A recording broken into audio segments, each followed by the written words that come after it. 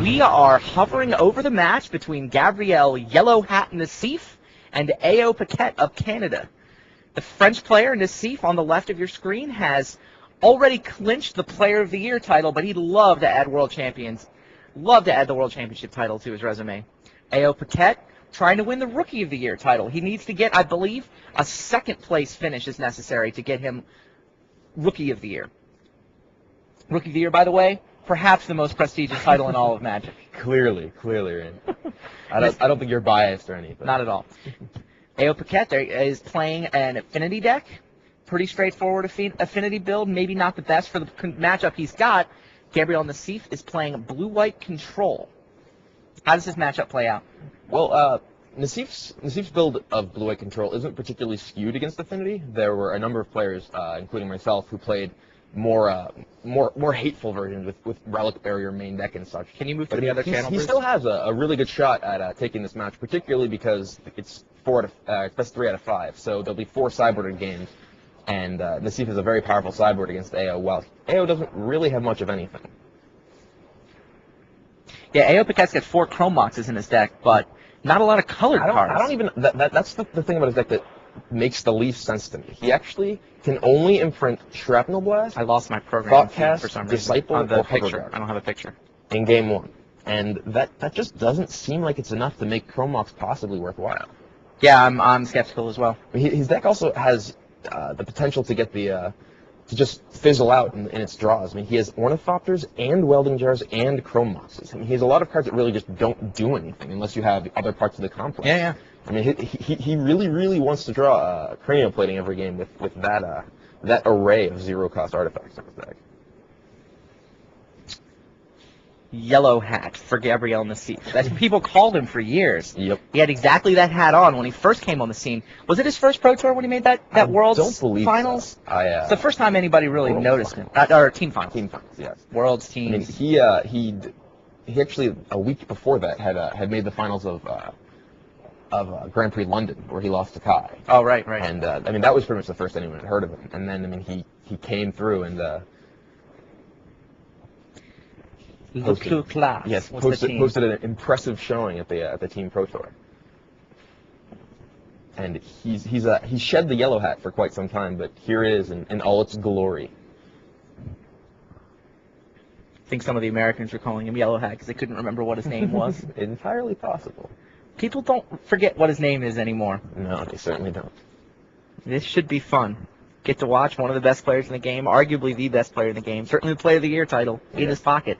You know, the funny thing about that, we've never had a Player of the Year who failed to win a Pro Tour. He's just been so consistently amazing, like second place, just finishing high up in the money, in the points, every single event. Absolutely. He didn't have to win a Pro Tour. That's despite the fact Nikolai Herzog has won 2 Pro Tours, and he's not Player of the Year. And Camille could win a second here, and that still wouldn't be good enough to pass. It's pretty amazing, really. I mean, Nassif's performances this year have just been absolutely incredible. He's made top 8 of every event that has included a constructed component at all. And if you take that back to last year at Worlds, he finished 9th. He was 9th at Worlds, and he was at top 8 in Venice. Exactly. Top 8 in Venice, which is the block constructed Pro Tour last year. So we're off. Gabriel Nassif has led with an island, and Paquette's turn. Welding Jar. Probably a few more permanents than island. Do I not get my overhead? I've got a blank screen up here. I need my overhead on the table. Do we still have the overhead shot? Is there a camera in the... That's just a worker? All right. That's not the most impressive. Ornithopter, Welding Jar, and Arcbound Worker.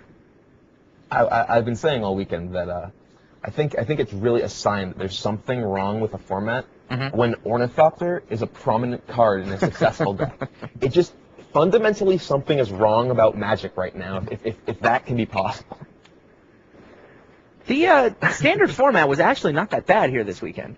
I mean, there's 5 different decks in this top 8. I mean, granted, they got here playing draft and block constructed, but the 5 decks that went 6-0 on Wednesday were 5 totally different archetypes. That's true. I mean, and there were like, I think there were 12 archetypes that went 5-1 or better. I mean, there was actually quite a bit of variety. Affinity was clearly the most played deck, and it put up the most people that went 5-1, but it actually fell backwards in percentage. Yeah. It was 30% of the field, but it was only like 22% of the 5-1s. So, yeah, I mean, it almost held its own. It's clearly good, but I think you can react to it in standard. Block Constructed, on the other hand. I'm not going to defend Affinity and Block Constructed. So, Nassif has played Plains. We're on turn 2, and Paquette is seeing what damage he can do. Goes for a Thought Cast. He clearly doesn't have another land in hand. Otherwise, he would have certainly played it to player on Condescend. It's true. Should Nassif condescend this if he can? I mean, if Nassif can condescend it, he definitely should, I believe. I agree. I mean, because currently Could stalled Paquette on be 1 damage. baiting the condescend? Seems unlikely.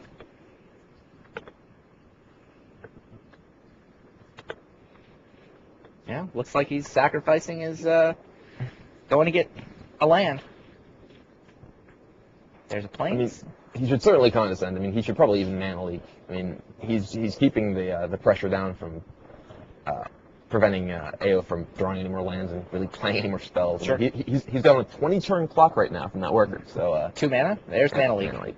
Yeah, Nassif's permission lineup. He's got 4 mana leaks, 3 annuls, 3 condescends, and 3 rewinds. So healthy amount of counter magic in this deck. Is that 13? If you counted correctly, yes. 13. And that's it for Paquette. He's done. All he does is beat for 1 with Arcbound Worker. No. Not the start the Canadian Affinity player wanted to get off to. This is the. I mean, granted he has 1 land, but his deck only plays 18. But I mean, this is the sort of draw that his build of Affinity can get. Is just 2 cards that do nothing and a worker. Yeah. Ornithopter bring in for 0. Eat that.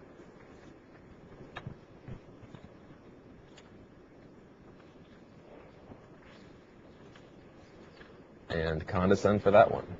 Yeah.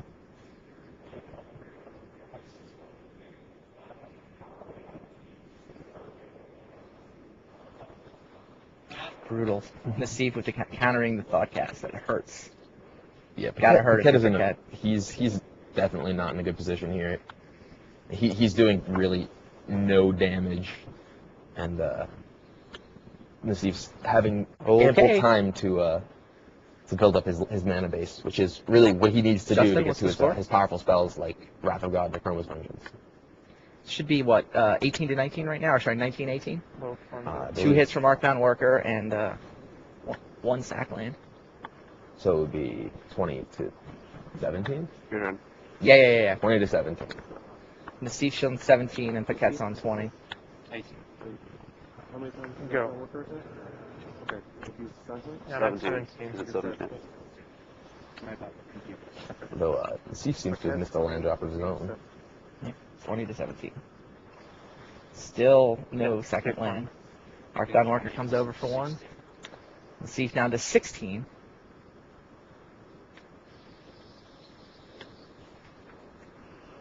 Frog. Frog Finally a Frogmite. for free. Whee! Do you think Frogmite's too good? I think Frogmite's definitely better than Mirror Force. But Okay. I don't know. It's funny when a card that is as powerful as, or at least as inexpensive as Arrogant Worm was, which was so many people complained about the Madness decks. Yep. It's not even good. Mirror Enforcer costing 3 too slow. Is that thirst for knowledge from Nassif? I think Frogmite's probably a little too good. Just allow for some completely ridiculous open.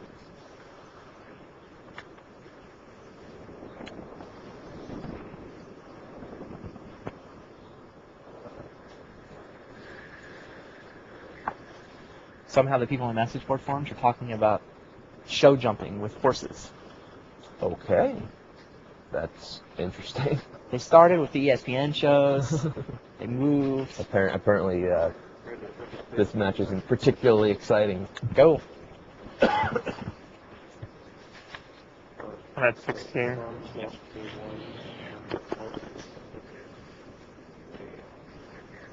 Can we go to Justin live, Bruce? Can we turn his mic on to tell the audience, tell the world? This is quite the long thirst for knowledge. Oh, there we go. So, we've got an update from Justin Gary on one of the matches going on in the back tables. Justin, how's it going down there? Yeah, the Corneliusen was able to take the first game over Manuel Bovan. He had a pretty rough start, starting mulliganing, playing first the no-land hand.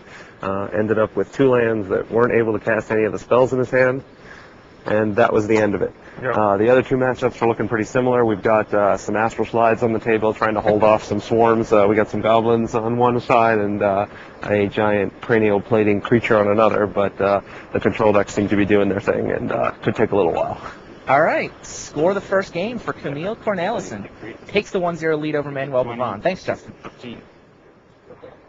Meanwhile, A.O. Paquette still beaten down. He's got the Frogmite and the Worker going in. That Ornithopter's coming every turn. he just keeps bringing for What zero. if he might have Tooth? He might have Tooth with Chiscaraya in his deck, right? He doesn't, though. Yeah, it's not like Gabrielle's seen the deck list. There's Wrath of God. Boom. Steve said enough of this. Fine, I'll clear the board. Let you get me down to, what, 13? That's enough. Go.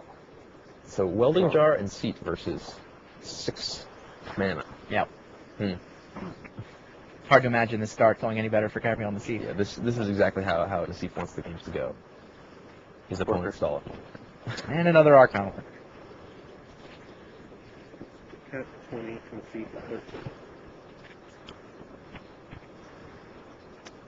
Yeah. And another Ornithopter.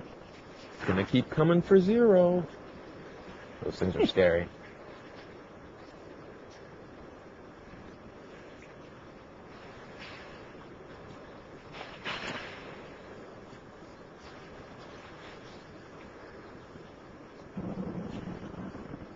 Nassif can really just play Eternal Dragon or an Angel here. He's really in no danger of having to worry about countering anything and keeping his mana untapped. Yeah. I mean, he's just not in danger.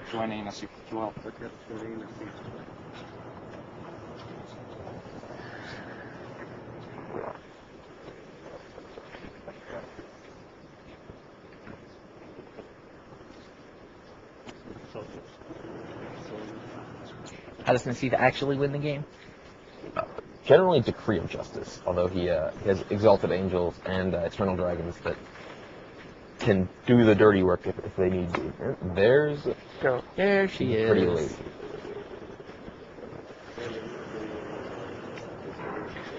Nah, let him go. Paquette actually has Shrapnel Blast in his main deck to potentially kill the Exalted Angel, but he's not really in a position where he just wants to be throwing away permanents. Although that Ornithopter, Even if he had it's not very Red scary. Mana. He's not really in a position where he can cast Shrapnel Blast and That's have true. any red mana. More important. He doesn't. His deck just confuses me. Yep. He doesn't even have chromatics. It just seems like his spells are just going to be really. I mean, he does have 3 Glimmer Voids, but I mean, he doesn't really have all that many ways to play all his colored spells. I mean, I guess he could imprint a Shrapnel Blast on Chrome Mox and then a Shrapnel Blast with another one. Affinity does what it does, though. And, right now, it's not doing anything. Yeah, Exalted Angel comes over for 4. That'll drop Paquette to 16 and raise Yeah. Nassif to 16. We're tied. It's a tie game. Manu, t'as gagné là ou pas? Can we do live check-in pretty soon, Bruce? Justin, which table's better to check in on? Camille or Julian?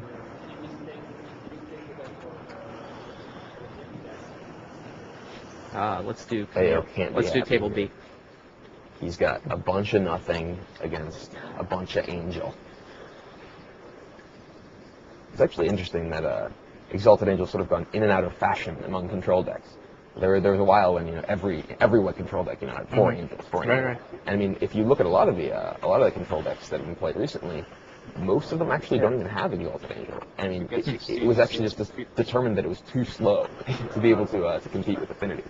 And I mean, that's a pretty scary thought. Good try. Exalted Angel's too slow to be able to beat the beatdown decks. But I mean, That's D. I do not. the want that Angel one. seems to be doing quite well for Nassif. So And right. the combination of early counter magic as well as Void Yep, that's- Sweepers that'll and do. Wayfarer's Bauble makes the Angel much more effective in Nassif's deck than in many others. Wayfarer's Bauble is actually probably one of the most important cards that in Nassif's deck. It's really innocent looking, but being able to accelerate to Bruce, to can we go to the Wrath other of one? God Like, can we go to the one on the Chroma's other side? can just be They're still huge shuffling. I'm sorry. against the Affinity decks. 4 damage. Well, there's Shrapnel Blast. Exalted Angel got some damage done, but Shrapnel Blast takes it off the board.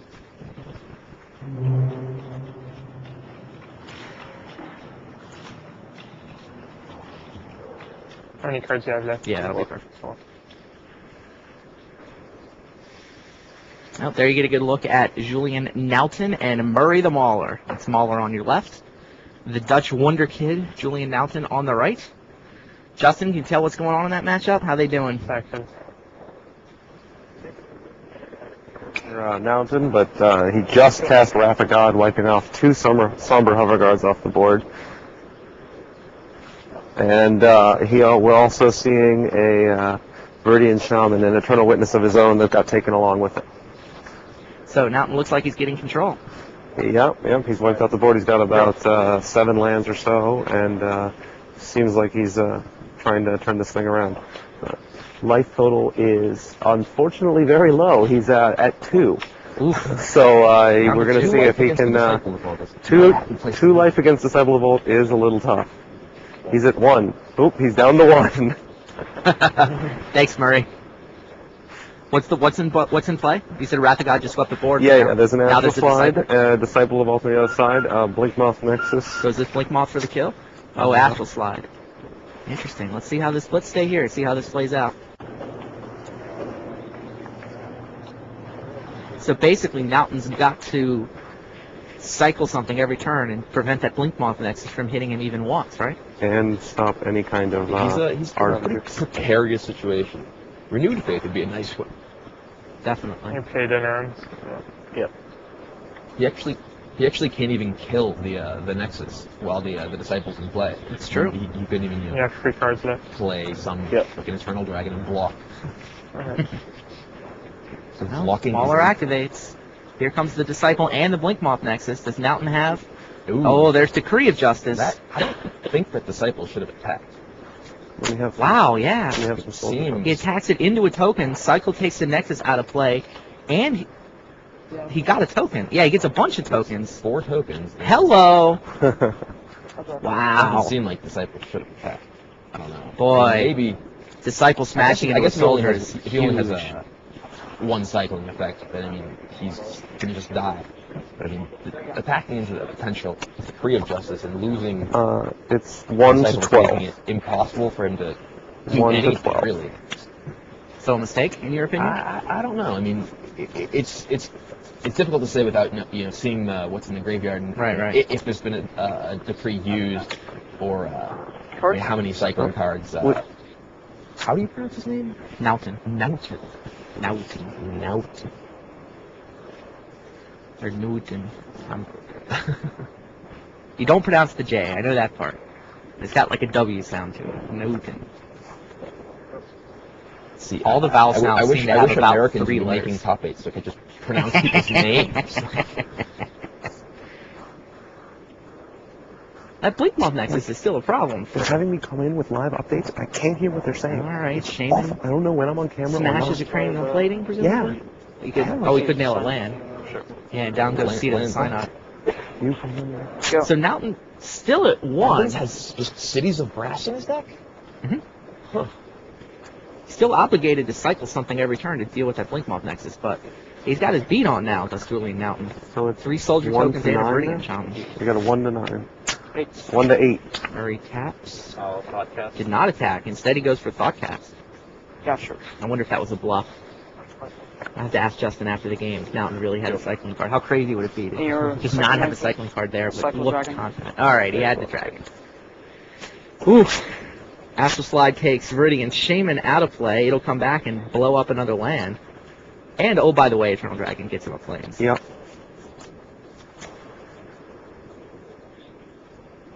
He can actually, if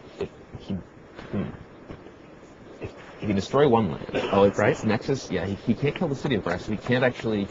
City of Brass is actually okay here. Yeah, he can't actually kill Evan's mana base. Right, he won't be cannot able to prevent cast him from Shrapnel attacking Blast with or attack with Nexus. Upkeep.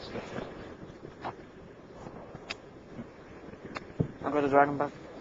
Naughton picks up Eternal Dragon on his upkeep. draws a card. He's got enough mana to cycle the Eternal Sounds the dream. Dragon again, so looking pretty good for Newton. He just doesn't want to see a Shrapnel Blast. Right. How many Shrapnel Blasts in Mahler's deck list? He has 3. Go.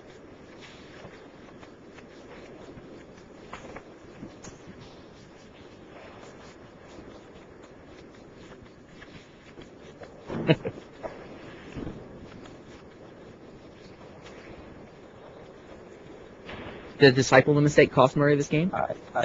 He hasn't really had the ability to blow up an artifact yet, but Mahler packs him up. So game 1 to Julian Naughton. Wow, got down to 1, but he got control just in time. Each Dutch player has 1 apiece. We're going to go back to table A, check in on Nassif and Paquette.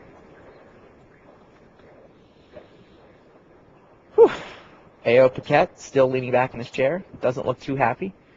Doesn't look a whole lot different from when we last left this matchup. Now, there is a Disciple of the Vault in play for A.O. Paquette, and Arcbound Ravager seems to be sitting in the red zone. I suspect he's trying to cast that.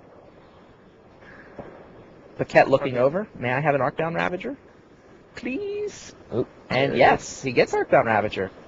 All right, 5 drags. What are the life totals here? Yeah, Justin, can we get an update on the life totals from this match? It's at 16 and Nassif is at 12. Paquette is at 16, and Nassif is at 12.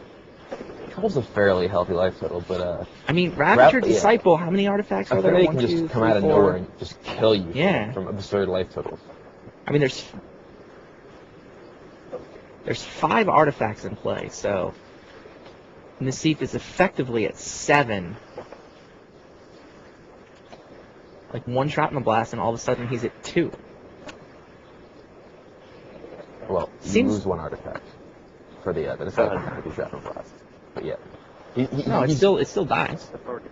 Yeah, but it's already oh yeah, I was not here. Yeah, there's Wrath of God. I figured if Nassif let Ravager resolve, probably many had a Wrath of God. I mean, we haven't seen whether he's been drawing cards or not, but usually when control gets to this point in the game. I got 1 thirst for knowledge in the yard. Yeah, 1 Thirst for Knowledge in the graveyard. So it's possible that Paquette could have run him out of threats, but certainly hasn't happened yet. Yep. J2. And then And Paquette decides whether to respond and decides not to. He's going to keep his lands, so Disciple does 2 damage. That'll drop Nassif to 10. And clears the board.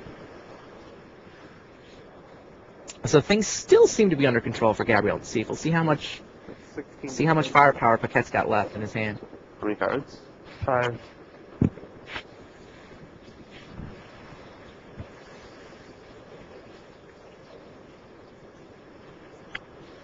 Somber Hoverguard. Okay. Go.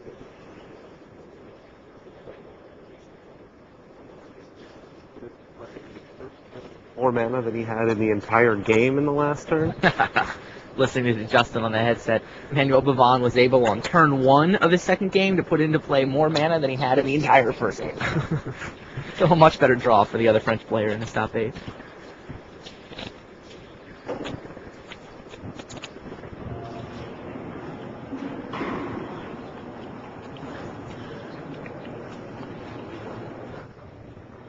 Still in game 1 here between Nassif and Paquette. 16. MTG Man LA in the forums is delivering the beats, Brian. What's up with no Americans in the top 8? Did Kibler even play? He used Kibler Tech Deck or something rogue, maybe. My deck was terrible. I played really, really bad blue-white, and I just got smashed. Yeah, there's another Wrath of God. He plays it Apparently just it because. targeted. 1 creature. And here's another Somber Hoverguard from Paquette.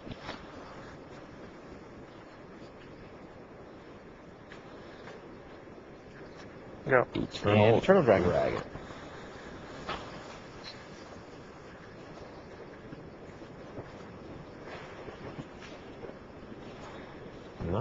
Not so good now for Paquette. But the dragon can. Yeah, that hold dragon off is that just Hoverguard. what Nassif needed. He can block the flyers, he can attack. He's got What he really wants is Decree of Justice, but beggars can't be choosers, I suppose. Good job. It's actually interesting.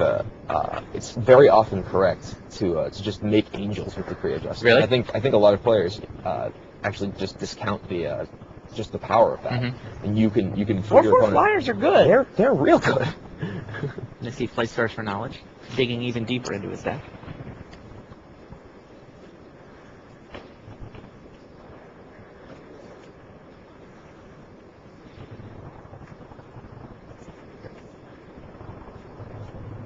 I see a bunch of you having problems with our webcast in the message boards forums. Keep working at it. We'll get it all worked out this morning.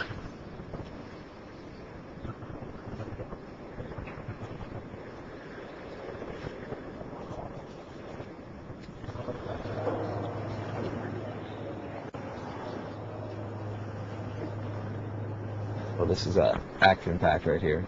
Sort of staring down. Creature versus Go ahead. creature. That's 2 cards. Yep. Dragon versus what's a creature type on Hover Guard? Is it Hover Guard? I don't know. Couldn't tell you. Hey Justin, can you get us the creature type on Somber Hover Guard? It's crucial to the coverage. I can tell it's really important. That's creature type drone. Drone. Dragon. Gabriel Deceased looking up at Justin like, what are they talking about?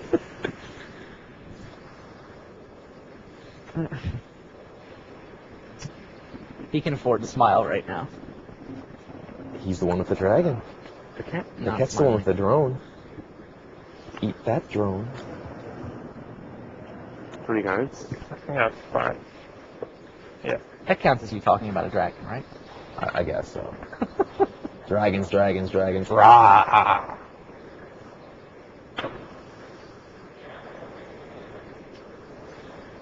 This is just Raw Dog's Cloud Post. right? Every deck just has Cloud Post. Just he doesn't have any way to get them. He just has 4 Cloud Posts, just in case. He's just like, they worked well in Toothin now.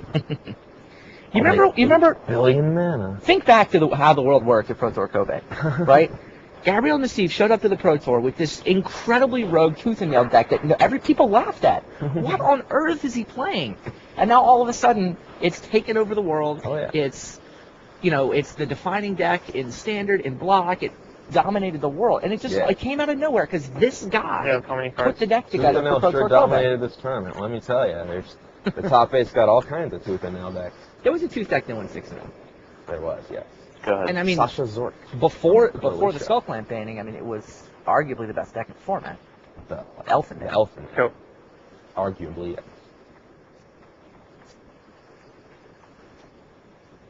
Meanwhile, Somber Hover Guard and Eternal Dragon Dude, staring already, across he the just, table he at just each raw other. dogged his How many second cards? card. He's just like, Peel.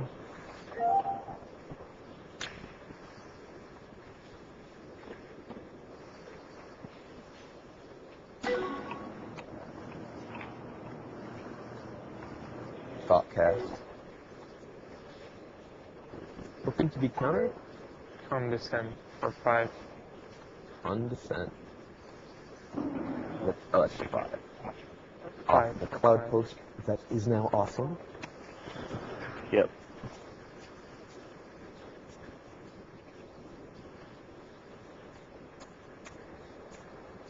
Randy's busy chatting here on AIM. I think Aaron has figured Go out ahead. that the problem that people are having with the webcast is that Microsoft had millions of people install Windows 10 and that Service Pack 2 for XP. They're having trouble sorting out the webcast details because of those new software. We'll get it sorted out. Of course, the people who want this knowledge can't hear me because they can't get to the webcast. I'm trying.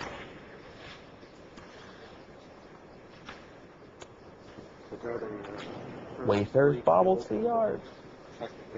The only art. Oh, wow. We'll see if we can turn Justin Gary's mic on and get another update on the match between Camille Cornelison and Manuel Pavon. Justin, are you there? Yep, I'm here. Yeah, Randy. Can you hear me? Justin? Yeah, well, this match was about as fast as the other one, except it went the other way. Pavon got on the first turn more mana than he got on the entire game in the first game, and he was able to get about 30 or so mirror tokens out at the end of the third turn. So it was a pretty brutal quick match. Whew. That's a big game. So Ironworks, the incubator, sacks the incubator for a billion guys, Billion, yes, Just exactly a imagine billion. He had Leonin Elder in play. and he went off He on would be turn at 3. a billion Went off life. on turn 3. got the attack in on turn 4. Wow. And, So 1 game apiece in that quarterfinal matchup. Thanks for the update. Yep. Billion. It's a lot of life. Or mirrors, as the case may be. Oh. Now I'm trying to figure out the creature type of Lean and Elder. I think it's Cat Cleric. Yep. Any cards? Justin, anything going on in the last quarterfinal matchup? Terry So and Ryo Agura? Yep. Are they playing?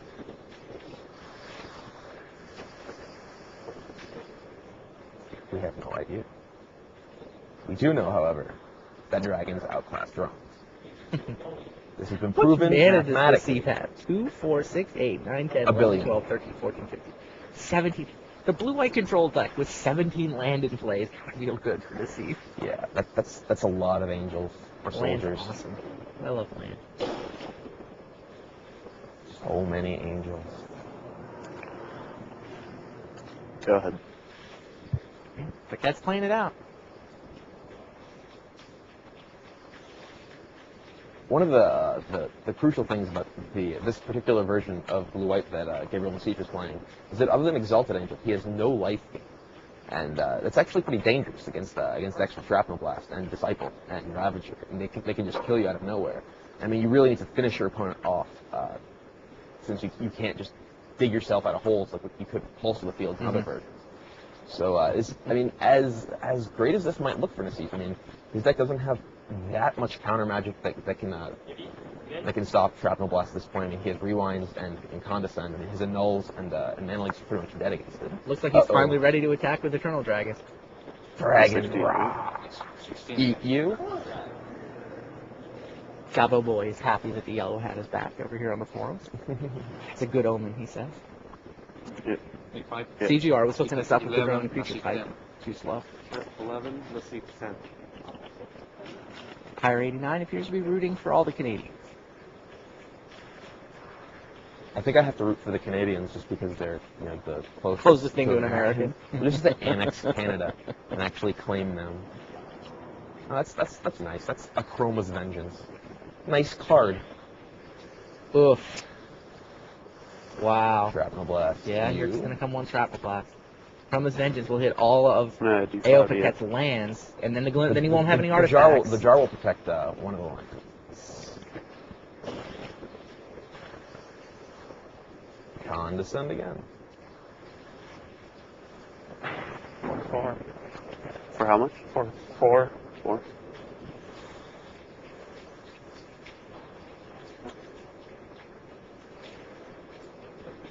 Okay. Yep, Shrapnel Blast gets condescended.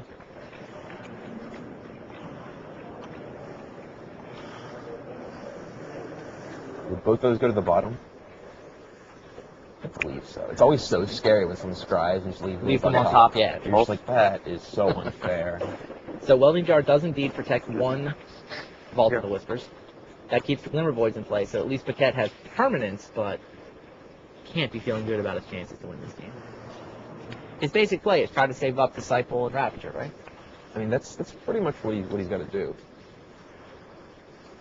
I mean, he is facing a dragon. Few face dragons and live to tell the tale. Worker. Worker. Okay. That could turn it around here. He's got a 1/1. Go ahead. I don't think Worker has a creature type. It's very unfortunate.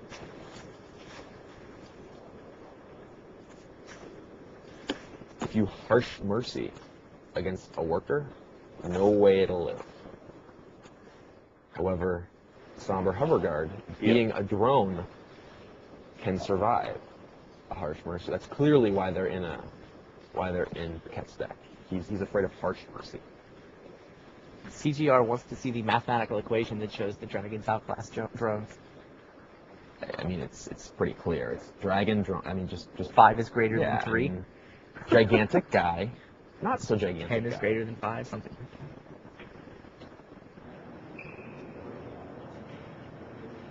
So Justin, how the other match is doing back there? Well, we've got the Ho Ogura match as Lightning Rift, Astral Slide, and a recurring Eternal Dragon. Well, Terry So sounds like he's in pretty good shape in Game 1 against Ryo Ogura. He's got the Astral Slide and the Rift, and he's recurring a Dragon, so cannot be good for the Japanese Goblin player. I mean, he could kill Electrostatic Bolt. Dragon. You have a 1/1? I have a Dragon.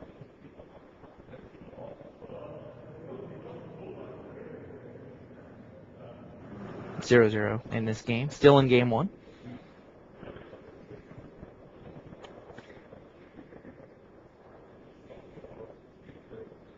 Boom. Paquette's at 11. He's getting hit by Eternal Dragon. You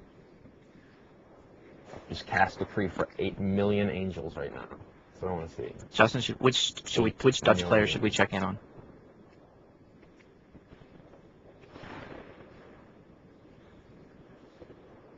Oh, what happened in Game 2 of Naughton?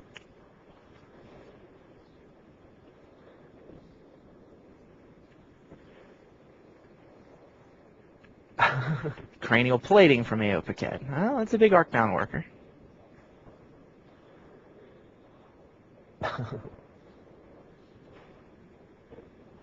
And that's game. That's game. Paquette scoops him up. Gabriel Nassif has taken a 1-0 lead.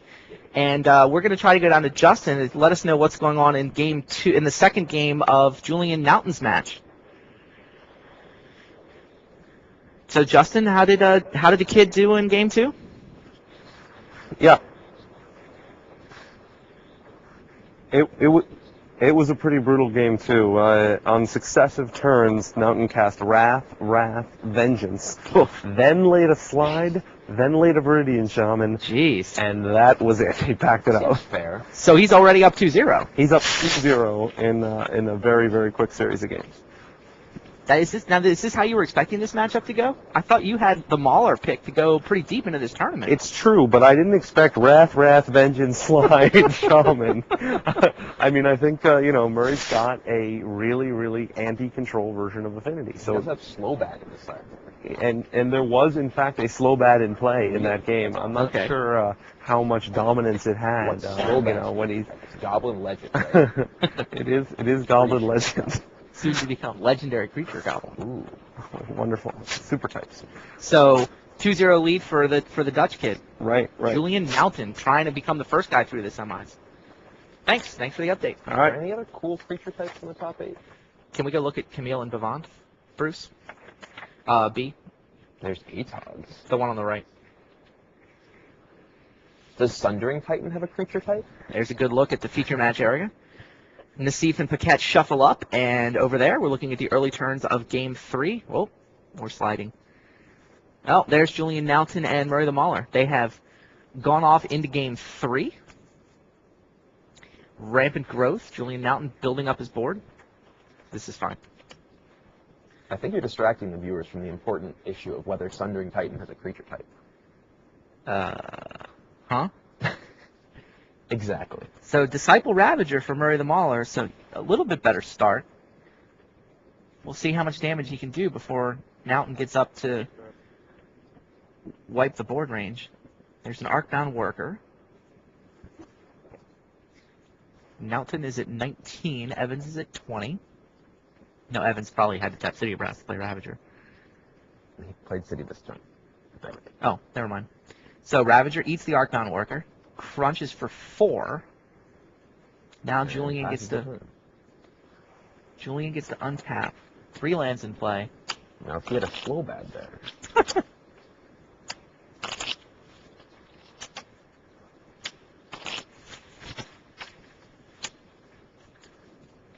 Rampant Growth is similar to Wayfarer's Bauble clearly it does almost the exact same thing. But just in terms of making the green-white deck far more competitive against the aggressive decks of the format. Okay. The mana acceleration that allows you to play turn 3 Wrath of God, turn 5 Chroma's Vengeance. Mm-hmm. It just speeds the deck up, so much against the aggressive decks in the field, and it's so crucial. That looks to be one of the big differences between the successful control decks that we see, Mm-hmm. Nassif and Nugent? I still can't pronounce his name. Naughton. Naughton? There you okay. go. That'll Naughton. So you like the kid's deck choice? Absolutely. That's probably what I should have played. Either that or Nassif's deck. Cycle. Okay. Ooh, Mountain Cycles, green cycle land. Tranquil Ticket? It is indeed Tranquil Ticket. They always change the names of the cards after I stopped playing with them. What was the old Cycle.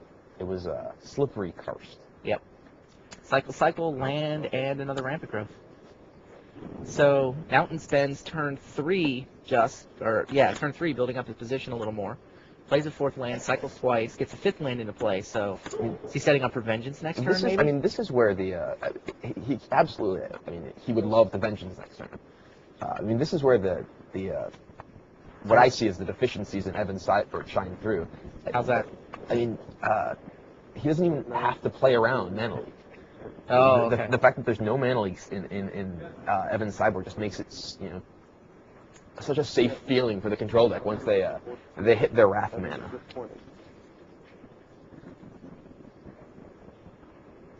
Although City of Brass cannot be Vengeance. Nor can Ravager with slow back in play.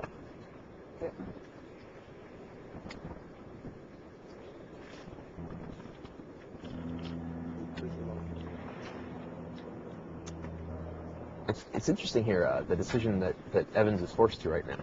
I mean, if Julian does have a Chroma's Vengeance, I mean, he can just completely devastate Murray's board if he chooses to just continue to attack with Ravager. But if he attacks with his Ravager and puts the counters on his Blink Markers, this turn, now that his opponent is up to Vengeance mana, I mean, he puts his opponent on having to have some of his instant speed removal to actually be able to deal with the Nexus. I think that might have been a better play on his part. It's to just, at this point, basically go all in on the Nexus. Interesting.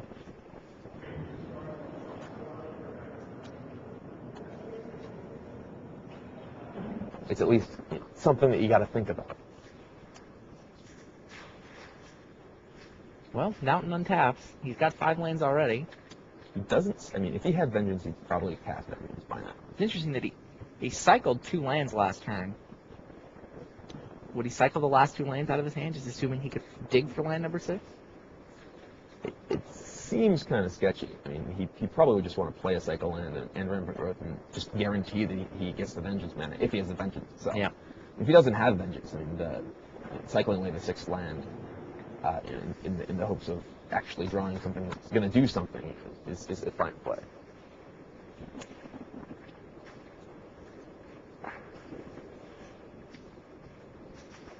He's counting, he's doing some math. Math. I'm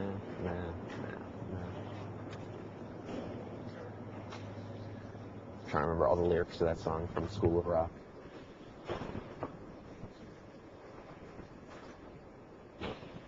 Here is... CGR says Sundering Titan does not have a creature type. Oh, that's unfortunate. Can't it be creature type Titan or something? Or perhaps Sunderer.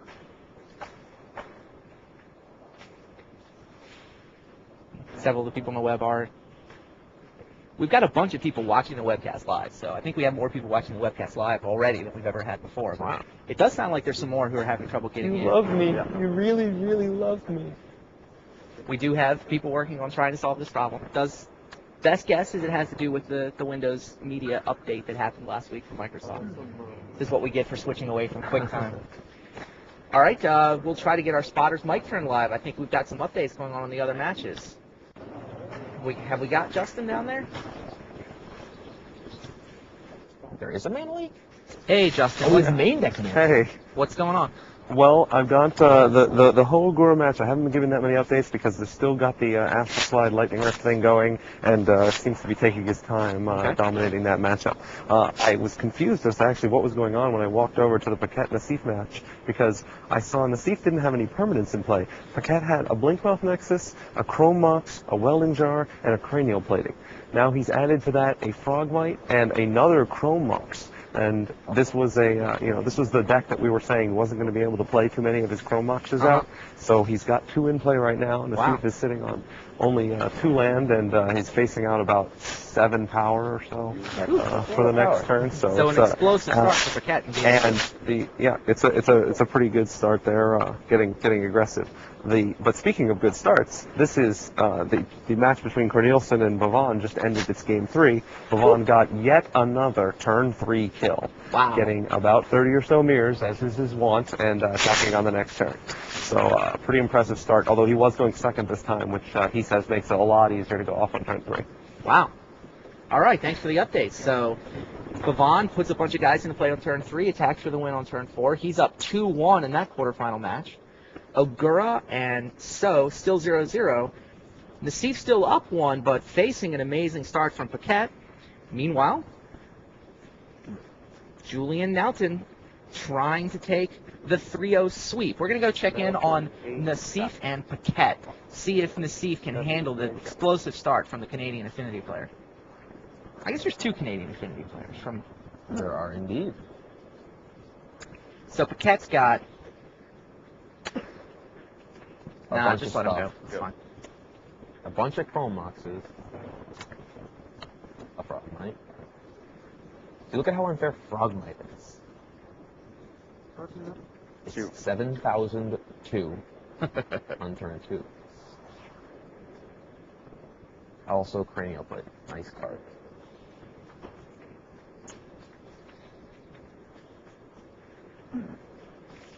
Yeah, so Paquette's board is Frogmite wearing a cranial plating in the red zone. Blinkmoth Nexus is in the red zone. He's got a Welding Jar and 2 Chrome Moxes in play as well.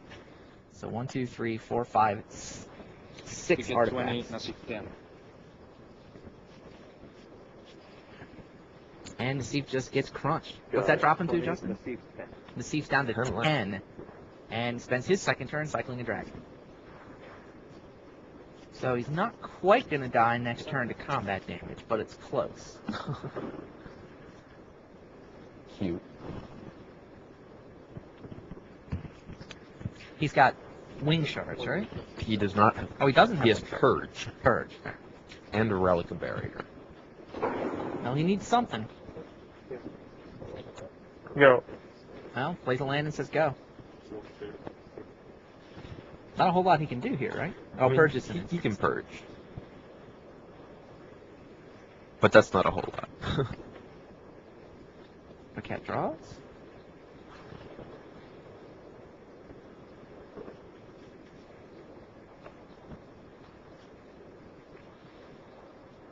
Game 4 is Paquette 20, Nassif 10. Nexus ready once again. On the match score is Nassif up 1. Yeah. Paquette 20, That's a Nassif letter. 1. Paquette moves his men into the red zone. Purge or no? No. There's not really much Nassif can do at this point. And with no Purge here, I mean, even Rafa got leads. Blink Nexus. Yeah, he just moves the plating onto the Nexus, He and really that's needs. lethal, He right? really wants Relic Barrier. Nassif is at 1 right now, is that right? That's right. He's gone down to 1. All the way down to 1. Yeah, he has to have Purge Relic Barrier to live, right? And you think he would have purged? Yeah, he would have played Relic played Barrier one of right those now. right now, by So now, I right? can't think of Make what sure he you could can possibly regenerate have off to Purge, win right? this game. Excuse me? You can regenerate No. off Purge, right? You can't. You can? No. What was the question, Kat asked? I think it was, can you regenerate from Purge? Because there's a welding jar. Oh, sir. That's embarrassing. Terror for Terror's folks. Still, he has to. I don't understand how Nassif can He stay can't. alive. I actually don't If think he has to have 2 cards to stay alive, and he would have played either one of them both by of now. which he would have played. Oh, he could have Thirst for Knowledge. End step Thirst for Knowledge into into- both answers. Yeah, that's right.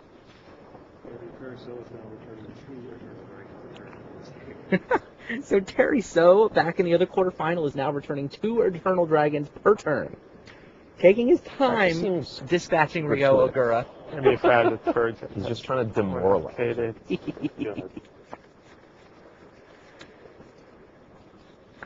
Yeah, there's Thirst for Knowledge.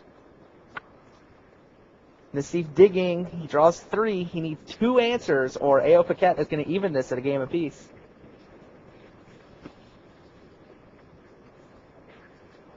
There's a packing with a cranial plating guy in turn 2. Let's do commercials For after million. this game, Bruce. An All actual right. million.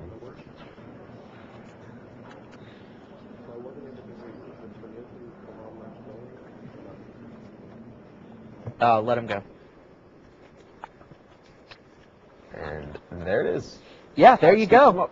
A.O. Paquette has evened his match at 1 game apiece. We're going to take a quick break. We'll roll a couple of the old Magic commercials, and we'll be right back with more coverage of the quarterfinals. What's the phone? Yeah, all right. think so, and we find it in a game.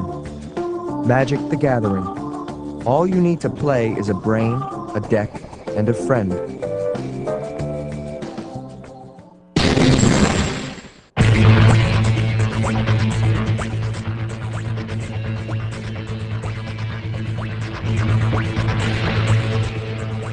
I'm Randy Bueller, sitting with Ryan Kibler, and we're in the home stretch of the quarterfinals of the 2004 Magic the Gathering World Championships. Gabriel Nassif double mulligan before Game 4 with his blue-white control deck, but he survived. A.O. Paquette also took 1 mulligan, didn't come out too fast, and Nassif, with a couple early purges, was able to stabilize, eventually put 6 4/4 Angel tokens into play, and sent his match to Game 5. Who do you like in this game? I like Nassif. You like Nassif? He's cool. Affinity's going first. It's true. A.O. Paquette has the fast deck that other Affinity decks have gone 0-2 in this quarterfinal, so we could have no Affinity in the semis He if A.O. also Paquette has an doesn't win this orange game. jumpsuit on. Orange, do you like the orange jumpsuit? I mean, it's a contrast in styles here. All yellow versus all orange. Some bold color choices. And they're actually colors I can see, too, despite being colorable. Sure.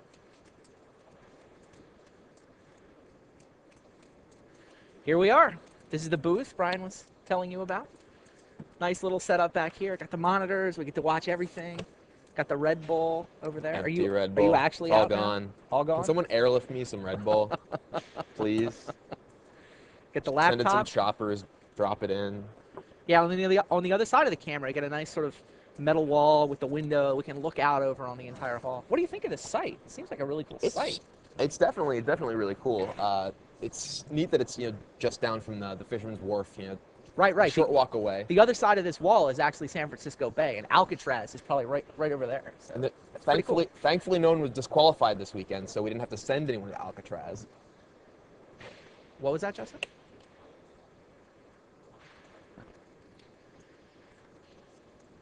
So how did your worlds go? Abysmally. What did you play? I played blue-white in standard and went 2 and 4. Okay. I drafted a very good deck and went 1 and 2, and drafted possibly the worst deck I've ever drafted in a pro level event and went 2 and 1. All right. And Well, you were down at what, the 3 and yeah, I was 3 and 6. 3 and 6 Three table? and- Not the toughest table? And then I had a mighty comeback to 9 and 7, and then lost my last 2 rounds to go 9 and 9. Oh, nice. So I played every single round and didn't even get the extra Pro Tour point. Oof. 130 something? I don't even want to think about it. Thanks for rubbing it in, though. I think you were like the 4th highest finishing mean, American with that. I could be Bill Stead. What did he finish up? 1 and 612. I don't know. No. He came back was into the right at the actually, end. I believe, was it 5, 11, and 2? Oh, meanwhile, Gabriel Nassif is mulliganing again. Going second against Affinity. I assume Paquette kept his draw. Is that right, Justin? Yeah, Paquette kept 7 cards, but Nassif had to mulligan. We'll find out where Bill Stead was. Got the standings here. I believe he was 5, 11, and 2. If that adds up, it does. Yeah.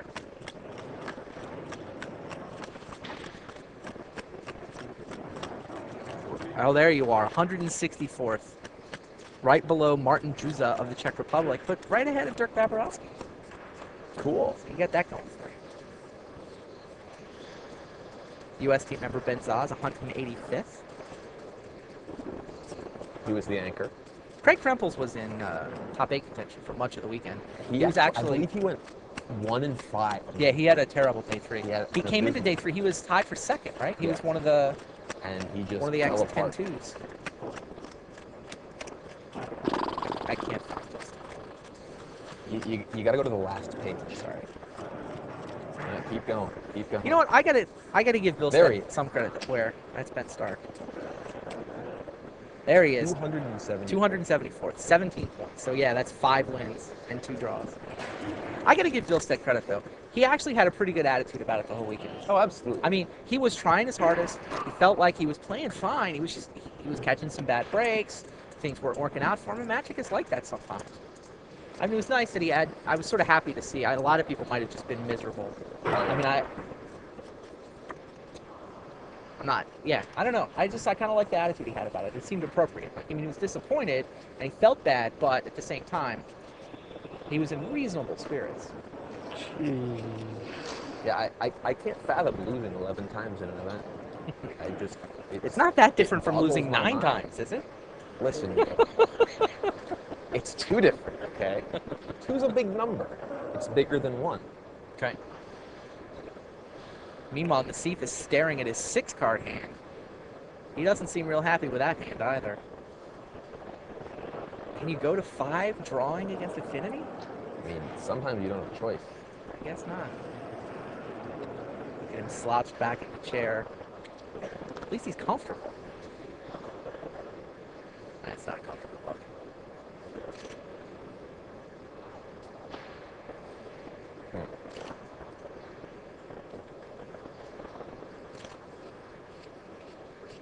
Yeah, just shuffling his cards.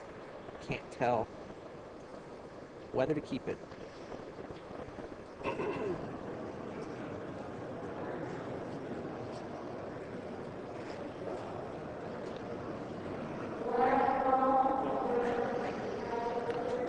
agonizing decision, okay? I mean, with the world's title, possibly world title on the line. Oh, absolutely. If he loses this match, he gets Player of the Year by 1 point. Or 2 points. Assuming. 2 points. He'd win by 2 points over Nikolai. Okay. Well, Camille can't win Worlds, Yeah, so it'll be Nikolai in second. Nassif says okay. Deep sigh, leans forward, he says, let's do it. Yep. Down comes Disciple of the Vault and Welding Jar from AOK.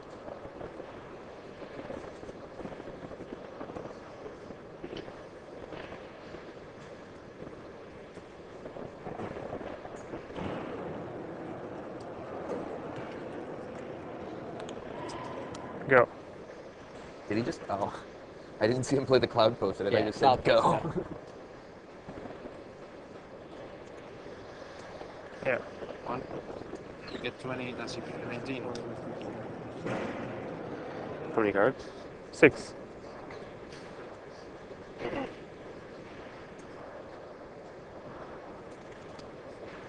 Here comes Ugh. Arcbound Ravager to go with that Disciple Yep. and an Ornithopter. That's gorgeous. Nassif plucks a card quickly. Go. Island go. No white mana, so no purge is possible. He's got it mana, we can condescend mana though. The issue right now isn't so much countering spells. Yeah, it's dealing with the stuff on the board. Yeah. So Ket activates a Blink Moth Nexus. Looks like he's going to be smashing over with 1, 2, 3 power. Did he feed anything to Ravager yet? He's not attack. Oh, Yeah, he is a okay. Yeah, bring it. Ornithopter comes in for 0. 0 you. Take that.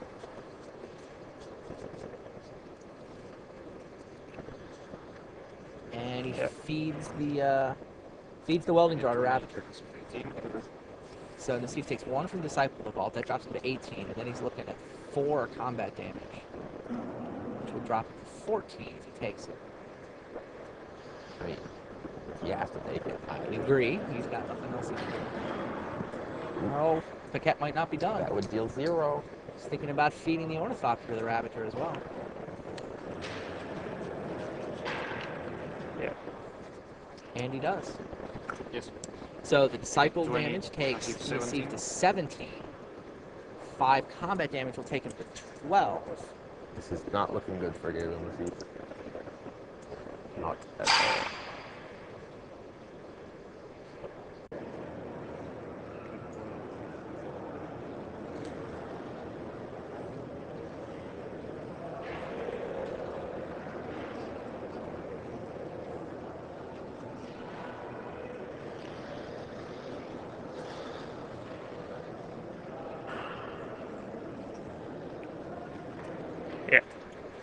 Oh, another We got 20, another Nasif win. That's 16. right. 6. 6. We got 20, Nasif 10. God, Nasif looks Yep. miserable. I mean, more miserable than usual. It's a 4/4 Ravager that was 6 combat damage. Nasif's at 10? Yeah, Nasif's down to 10. That is not a happy man. His hat was all yellow.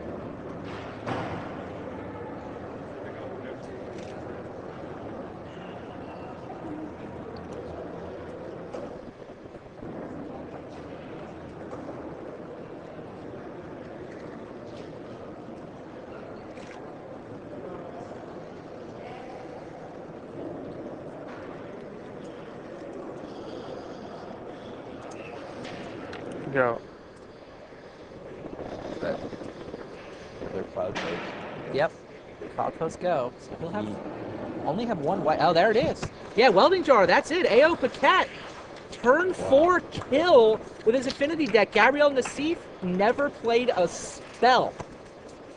Not one spell. He mulliganed to 6. Looks like he kept a bunch of mana and no Sorry action. about that. And A.O. Paquette through No, to I the didn't. semifinals. He'll be taking his Affinity deck up against Krark Clan Ironworks and Manuel Bavand. So that'll be an interesting matchup. Meanwhile, we have one quarterfinal match left. We'll try to get our cameras back to that back table, and we'll find out whether Terry So of Malaysia or Rio Ogura of Japan will round out the semifinals and take on the kid from the Netherlands, Julian Noughton, waiting for the winner of this match. There you're going to get a look at the back table. That is Rio Ogura on the left, Terry So on the right. Ogura's got 1 game so far. So has 2 games. So 2-1 lead for Terry So. If he wins this game, he's through to the semis. He's got a little breathing room. Got a nice crowd on the catwalk looking in. Try to get Justin to update us on what's going on in this game so far and what the life totals are.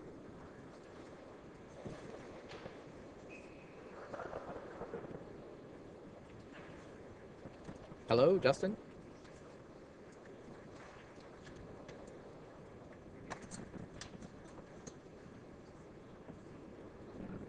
Tiger shirt from Rio Ogura. So is at 16, and Ogura is at 20. Meanwhile, what are the permanents that are in play? Silver Knight for Terry So, facing off against Goblin Charbelcher Goo. from Rio Ogura. A couple of Nexuses as well. Is that Nexuses or Nexi? I have no idea. What do you want it to be? We'll let you pick. I think it's Nexi. I think it is. All right, we'll go with Nexi. 2 Nexi and Charbelcher. That's a pretty good answer to Silver Knight. It's got to be good for Terry So, though, to have 6 land and a Silver Knight in play. He's still got 16 life. I see a Wrath of God on top of his graveyard. He wrathed away a bunch of goblins. He's got to be feeling pretty good about his chances here.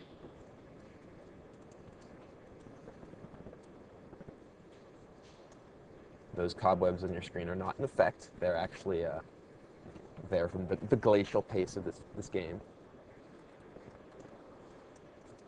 I really wouldn't be surprised if it was actually So's turn and he's just sitting there deciding if he's going to say go.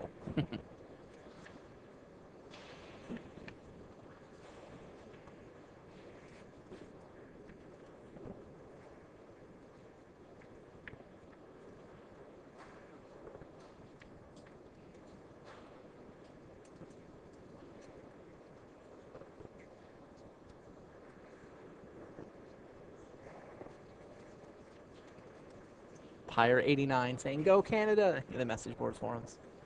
A.O. Paquette, the last North American standing. He's still in the hunt for the Rookie of the Year. And it's true. So is Julian Noughton. How many points does That could be Mountain have? That could be a after the fun team finals. competition? Where did the Netherlands finish? Top 8? I think he got 3 from that. He had So 5 he coming in. still has That's to- 8. I think he needs Pizet only got 3 points from France. I think Naughton would win with a second place unless Paquette is the world champion. I mean, we could have a finals of Naughton versus A.O. Paquette where the winner, oh, by the way, wins Rookie of the Year. Somehow I think that's not quite what they'll have in mind in the finals. If I win, I'll be Rookie of the Year. Yes. My dream come true. I'm telling you, it is the most prestigious title in the game. I think Grand Prix Toronto Champion is the most prestigious title in the game. Closely followed by Grand Prix Boston. No, Grand Prix Atlantis. Grand Prix Boston runner-ups really. It's a different Boston. I lost a finger. It's true, you did. I was actually referring to Tom Swan as the whole Grand Prix Boston title. Meanwhile, Rio Ogura plays a Goblin War Chief. Hasn't really activated that Charbelcher. We haven't got to see any. Barbecue.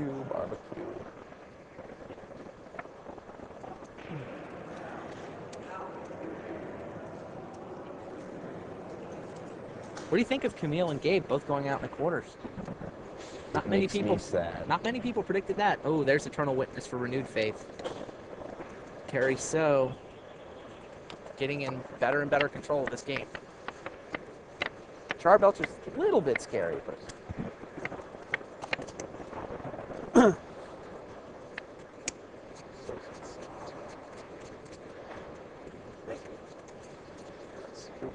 have to excuse me if I'm a little jumpy. Every time I hear a cell phone ring within 20 feet of me, I have to reach for my pocket. My wife is at home and 9 months pregnant. Oh. Due a week from Monday, but if the cell phone rings, I'll keep looking for a new play-by-play guy.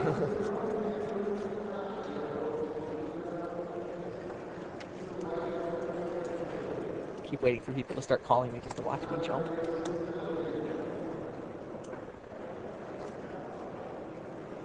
Yes.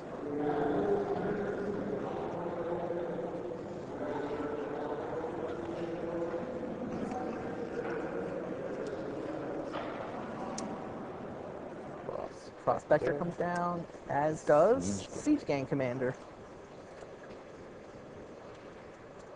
It's a decent collection of goblins. Rio Ogura keeps building his board up.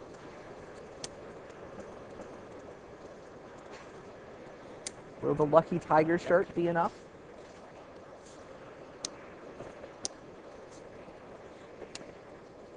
Well, Eternal Witness is going to block somebody, I'm sure. I guess I'm not sure. I could have slide ready. Alright. Yeah, Witness blocks Siege Gang Commander. a fine choice. Demi goes top.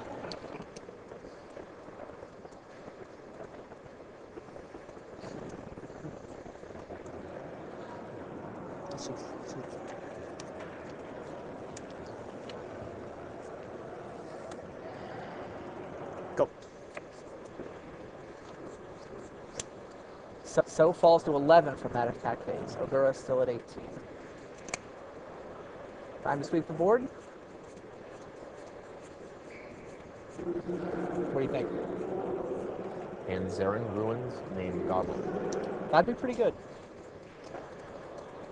Perhaps Magnetic Mountain. But it's Anzer and Ruins and card for it. It's not sorry.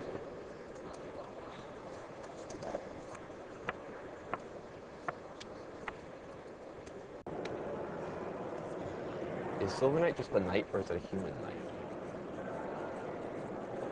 It's from Onslaught. That was before we introduced Titan Commander.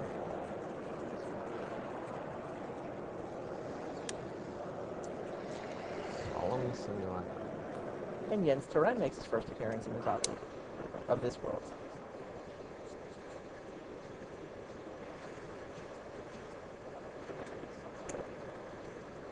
Jens' invitational card. See, huh? Bob Maher's invitational card will be in next year's standalone. Any word on its status? It'll be, he submitted a BB21 that's at the beginning of your turn. Oh yeah, the one that's absurd. Yeah, the one that's absurd. It may require a little development. The idea is you flip over the top card of your library and you can pay life equal to its casting cost to put it in your hand. I think if it's mandatory, it's not clearly absurd. Then you certainly do not play with Devouring Strossus in the same deck. True. Yeah, I haven't actually had it in play yet myself. We'll test it up and get it ready for control. I think Bob actually dawdled in getting it in because he wanted to be in control rather than Saviors of Kamigawa, figuring that the rares from the big set tend to cost more since they're harder to collect. He wanted to be worth more money, so he wanted to be in a big set. It's fishy, I don't know. It wouldn't give us a card until it was too late to get it into Saviors. It's just my theory. Maybe he didn't want to be featured in a kimono.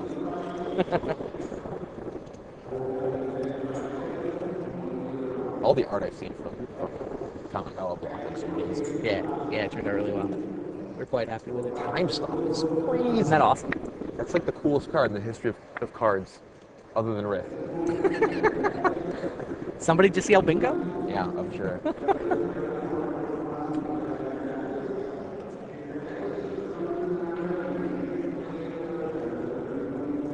He was. If he was in Saviors, we'd have had to make him a legend. It's true. Nobody's been a legend yet. But every rare creature in Kamigawa is a legend. Really? Yeah, every rare creature is a Dear legend. me.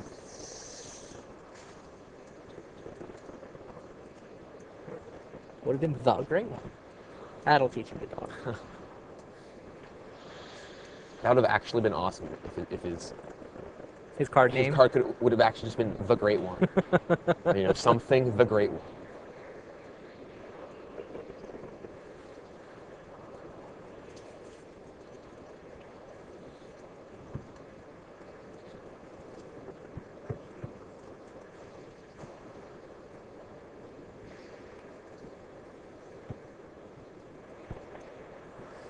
What phase is this? I believe it is main phase 1 for Ryo Ogura. Kerry So played Solemn Simulacrum, decided to just sit behind it. Got a couple blockers. So Sparksmith comes down. And Ogura points it at Solemn Simulacrum. Taking 6 He's damage. willing to take 6 in order to clear a blocker out of the way. Kerry So nods. Did he draw a card? 12. Not yet. Okay. Yep. It was an end 12. So draws a card. Ogura's down to 12 now. As a man. Add a mana Goo. for Click Slither. And smashy, everybody goes charging into the red zone. That's probably lethal. We know he has Renewed Faith in his hand because he got it back from the Eternal Witness. I don't think he's cast that yet. Maybe I'm just hoping it's lethal. It's a lot. Silver Knight steps in front of the War Chief. So that's 3, 4, 5, 6, 7 damage. Okay, 8, 9. 9 damage, and he can feed tokens to the Click Slither to do a little bit more. We said So is at 11. So if he feeds 2 tokens, he forces the Renewed Faith.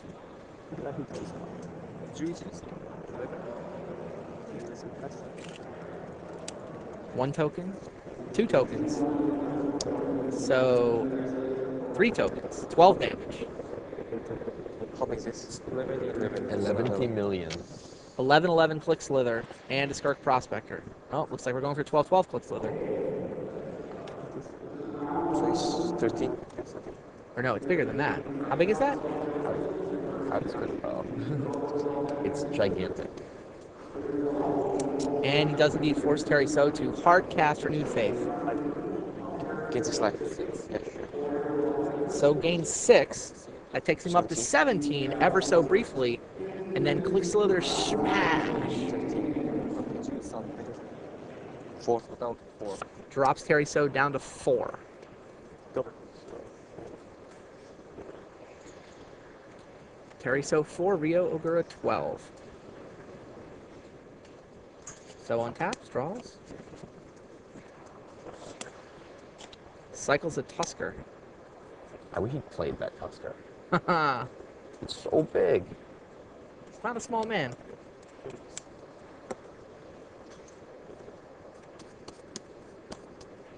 Two hits and it would kill Ogura.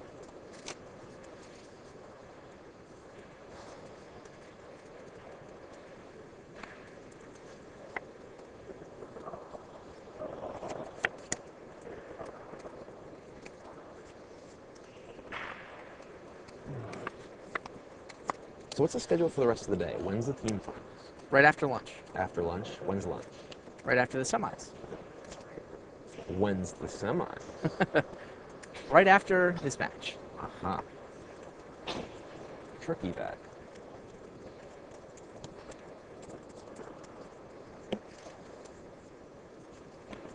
I hope the concession stand refilled on Red Bull. They didn't have any yesterday. Actually, I mean Friday. Did he just cycle another Tusker? Yeah, cycles 2 Tuskers. That's not the most exciting main phase. And he cycles a secluded step. Terry So kind of in desperation mode here. He's down to 4. He's facing down a Click Slither and a Charbelcher. Does have Silver Knight. And there's 2 Blinkmoth Nexi on the other side too, so...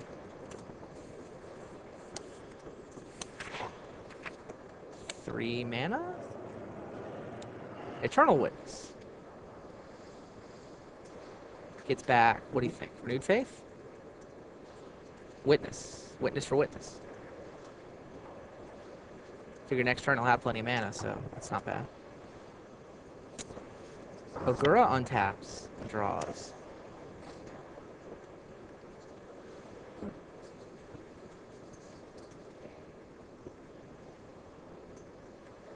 Stares over. The judge steals So's hand.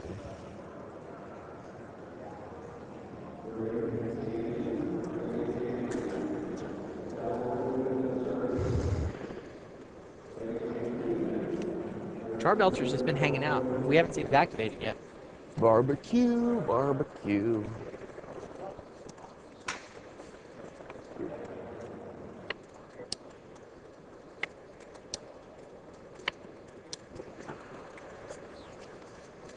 And apparently, the game just ended. What happened? I Charbelcher Delta 4. Ball game. Barbecue. I turned my head away and Goblin Charbelcher deals the lethal damage. Flip, flip. Helps when you got mountains to double it. Rio Ogura has sent us through to game number 5. Terry So just had nothing. I mean, he had plenty of time. Silver Knight bought him all the time you'd think he'd need to set up, slide, rift, something. Couldn't come up with anything. Couple renewed faiths, witnesses for the faiths, cycle Tusker, but no real business bells, and Silver Knight can't do it alone. What he needed was Sundering Titan out of his side. I doubt he brought that in this game.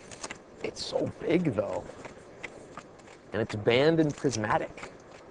It is. One more game left in these quarterfinals.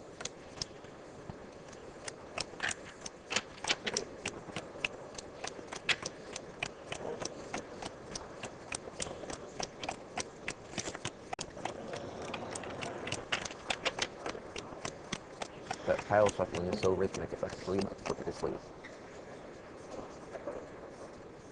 That and a lack of Red Bull.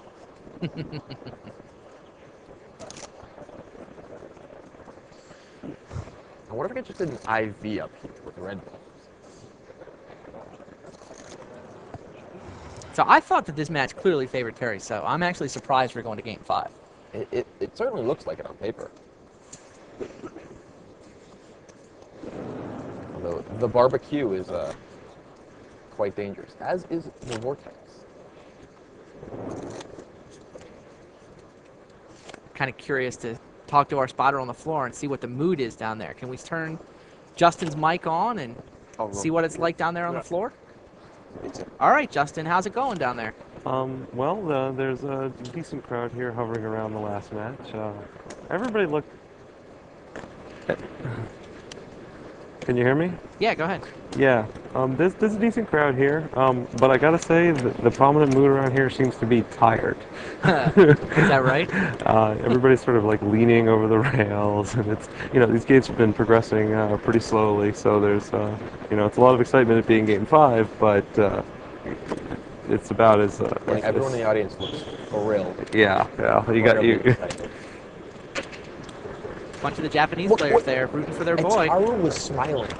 Did we just see that? Yes. You're right. That was an Ataru Ishida smile. Oh, he's off. I'm shocked. I am too. Always a healthy Japanese contingent showing up for these events. And they keep putting people through to the top 8. It's pretty impressive. They almost were in the finals of the team competition, too. They were playing for it in the last round yesterday. I actually feel pretty bad for Tsuyoshi Fujita this weekend. He was playing for the individual top 8 in the last round on Friday. Came up short. Then he was playing for the finals of the team competition on Saturday. Came up short. Last round both times. Yeah, It's kind of rough to play for Sunday twice in the same weekend and go 0 for 2. I feel terrible for him, let me tell you. He got 12th and, 4th or something. Horrible, horrible. Thousands of dollars. Poor him.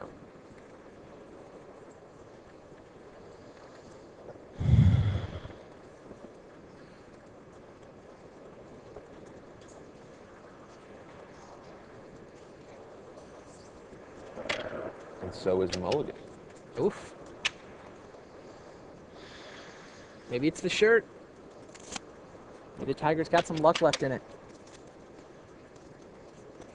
I mean, it's a tiger.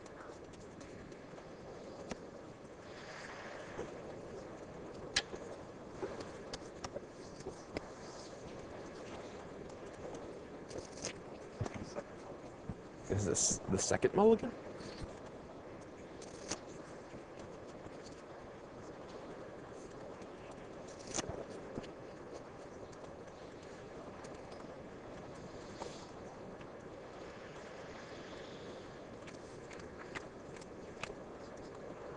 So is going to 5.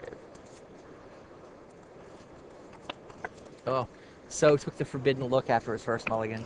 He had a one-land hand with 7 cards, and he mulliganed it, which is what you're supposed to do. But what you're not necessarily supposed to do is peek at the top. You just don't want to know. You're better off not knowing. What Terry So saw when he peeked at the top was land sitting on top of his library. So that 7-card draw would have worked out just fine, randomly. But instead, down to 5.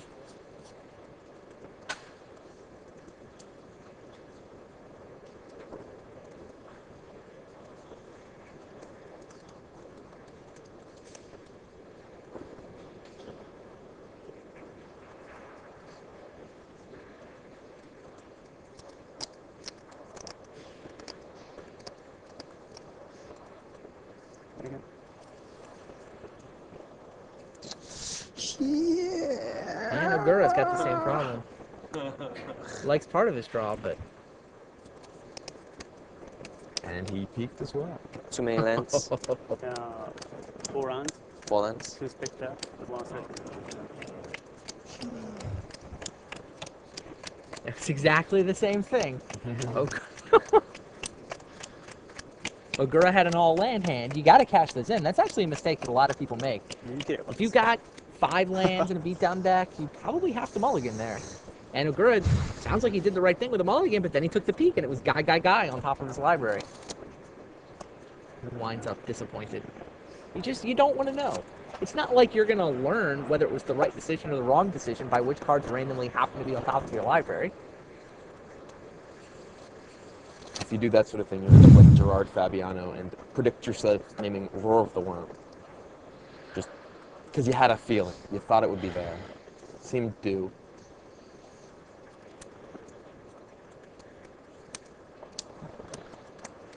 So another reminder to those of you watching the webcast, we will be taking the stream down after the quarterfinals in order to resize some stuff and try to work out some of our technical glitches, try to get everybody else on that wants to watch.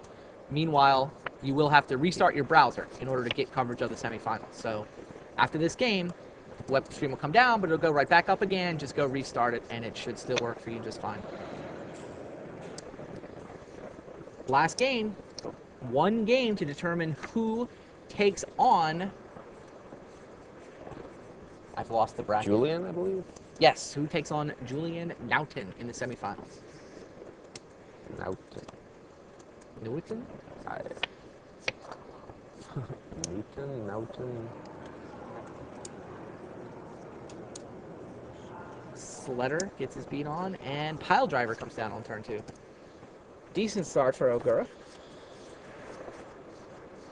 Just a couple lands so far from Terry So.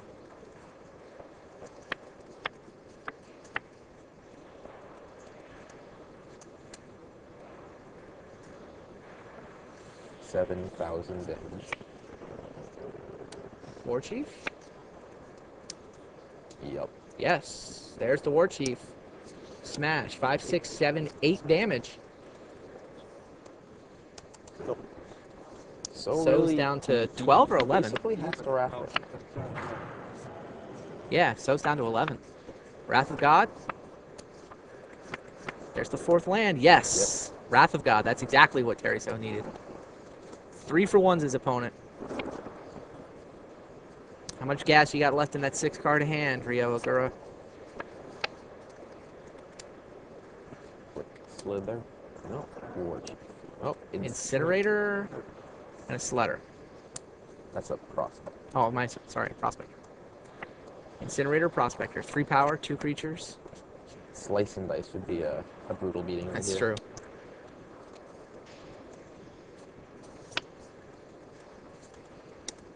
Ogura serves. 3 damage. So falls to 8. And Arcslogger. Hello. Talk about a big game. That's ball game if he gets to untap, right? Yeah, those 700 points of damage. Terry So needs an answer right now. He's at 8. There's 40 cards left in Ryo Ogura's library. Oh, that's a little scary with Renewed Faith, I guess. I mean, he gets to attack as well. Yeah, this looks like it'll do it. Terry So, unless Terry So has an answer. Well, he's got land number 6. What's that? 1, 2, 3. Eternal Witness for Wrath of God. Wow. This has got to be game, right? He just shoots the witness. I mean, Shoot the Witness attack. He needs Renewed Faith. Ogura does indeed shoot the Witness. Renewed Faith or no. Terry So needs a Renewed Faith, or Ryo Ogura will take his Tiger shirt through to the semifinals, trying to finish what his mentor, Jin Okamoto, could not do last year. There's the hand. Terry So extends the hand, and Ryo Ogura takes the nation of Japan through to the semifinals, trying to finish what they could not finish last year. Wow, quite a quarterfinal matchup. We're going to take a couple minutes, set our tables up for the semifinals. Meanwhile, we're going to take the webcast down. We'll be right back. 5 minutes, we'll have the webcast back up and running, and we will see you for the semifinals. So stay tuned. see you soon. All week long, we've been bringing you exciting match coverage from the 2004 World Championships of the Magic the Gathering tournament. Now, there's an incredible amount of excitement in the coverage we've done so far, but you can't really get an idea of the scope of the Magic the Gathering World Championships unless you're actually here, and we're going to take you inside right now.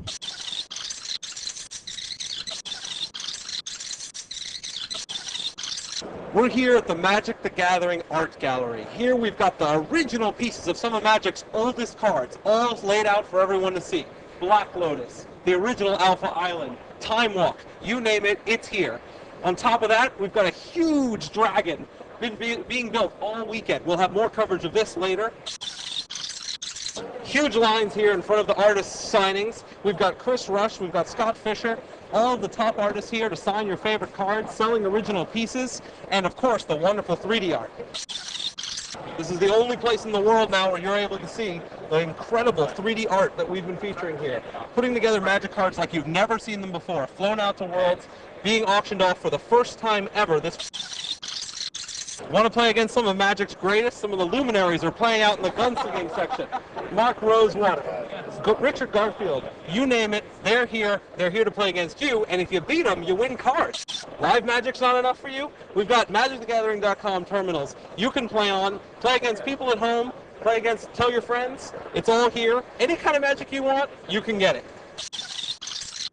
This is what it's all about here, the World's Championships trophies. All the awards being given out this weekend are on display, and see whose name's going to be added, which countries are going to be added to the World Championship titles. Lifetime winnings list, player of the year list. This looks like all the best players in the game, and they're all here. Oh, look at that. Some of them are here. Side events running 24 hours a day, all week long. Every kind of Magic you can think of. Players from all over the world flock to San Francisco to get this kind of competition. Anybody can play. You can't get this anywhere. The Giant Tower of Money. This is all of the prizes that have been giving out on the Pro Tour since year one.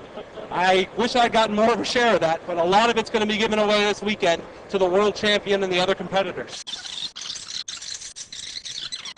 And here we are at the main event.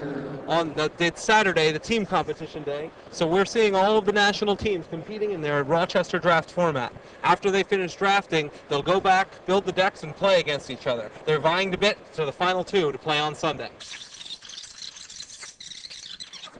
The feature match area. This is where the most exciting matches are highlighted, and this is where the finals will be played on Sunday. Nobody's here now, but when you see players here, there's huge crowds of Magic players from all around watching to see how their favorites do. Technically, you're not supposed to be here. But this is the event coverage room. This is where all of the MagicTheGathering.com coverage gets put together. And we're back at the Magic the Gathering World Championships. Now, I can attest to you from personal experience, playing in these tournaments can be a long, grueling experience. And what better way to relax from a long day of playing Magic than to have a shot at Magic Online? Well, that's what all these pros are doing here. At this new setup, we have 4 terminals where people can play Magic Online. So, for those of you at home watching this webcast, sign on to Magic Online and start playing. You might be playing against the future world champion.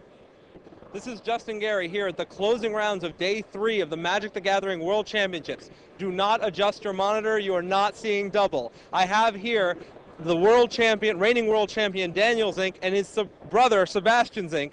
Now, Sebastian is not only a member of the German national team, he's also in close contention for the top 8 this year. In fact, both of them are. How are you guys doing now? Well, I just lost the last round, but if I win out, I'll be in. So I'm feeling confident still.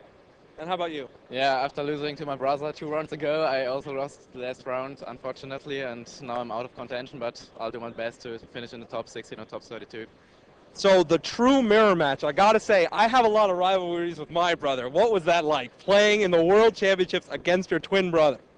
Well, it was pretty intense, but, well, if the one guy wins, the other can still make it, so it wasn't that bad.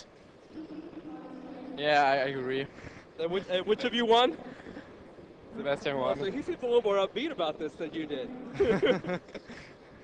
All right, well, so you guys are going to be rooting him on. You're going to be rooting to make the money here. You think you can do it? Not sure. All right, well, we're going to keep an eye on both of them as the progression goes on to the top 8. Hey, we're back. This is Justin Gary. I'm here with Scott Larrabee, the DCI program manager, and we are standing in front of a giant tower of money. Scott, could you explain to us what this giant tower of money is? I can. This is a visual representation of all the money we've given away since 1996 when the Pro Tour started. So you can see down the side here, it's kind of like a thermometer. Like in 96, we gave away $1,043,000, and then in 97, we gave away, it's a progressive total of what we've given away. When you get up to the top, by the end of the year, we'll have given away about over $21 million, almost $22 million. $22 million. And how exactly did you find out all of this information? Well, I've spent the last 4 weeks researching it. So we've got we've got databases of what we paid the money out of, and that said who we paid it to and what the breakdown were. I consulted old sideboard magazines for stuff.